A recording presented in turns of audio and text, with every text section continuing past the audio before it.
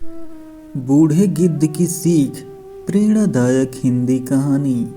एक घने जंगल में गिद्धों का एक झुंड रहता था। गिद्ध झुंड बनाकर लंबी उड़ान भरते और शिकार की तलाश किया करते थे।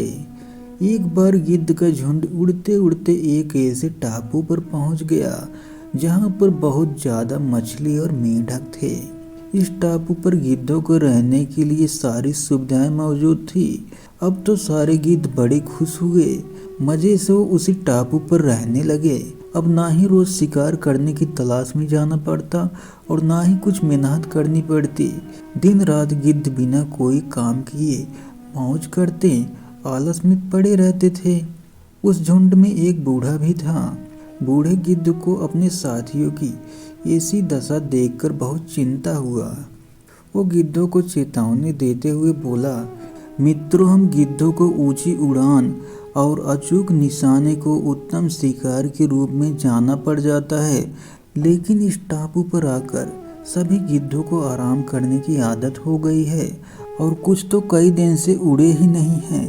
बूढ़े गिद्ध ने कहा, ये चीज़ें हमारी क्षमता और हमारे भविष्य के लिए घातक हो सकती है, इसलिए हम आज ही अपने पुराने जंगलों में वापस जाएंगे। अब बाकी सारे गिद्ध उस बूढ़े की हंसी उड़ाने लगे। ये बूढ़े हो चुके हैं, इनका दिमाग सही से काम नहीं कर रहा है। यहाँ हम कितनी मौज मस्ती से रह रहे हैं, वापस वहाँ जंगल में क्यों जाएं? ये कहकर सभी गिद्धों ने जाने से मना कर दिया, लेकिन बूढ़ा गिद्ध वापस चला गया। कुछ दिन जंगल में रहते रहते एक दिन बूढ़े गिद्ध ने सोचा कि मेरा जीवन अब थोड़ा ही बचा है, तो क्यों ना अपने सगे लोगों से मिल लिया जाए। यही सोचकर गिद्ध ने ऊंची उड़ान भरी और टापू पर पहुंच गया। वहां जाकर उसने जो दृश्य देखा वो सचमुच भयावह था। पूरे टापू पर एक भी गिद्ध जिंदा नहीं बचा था।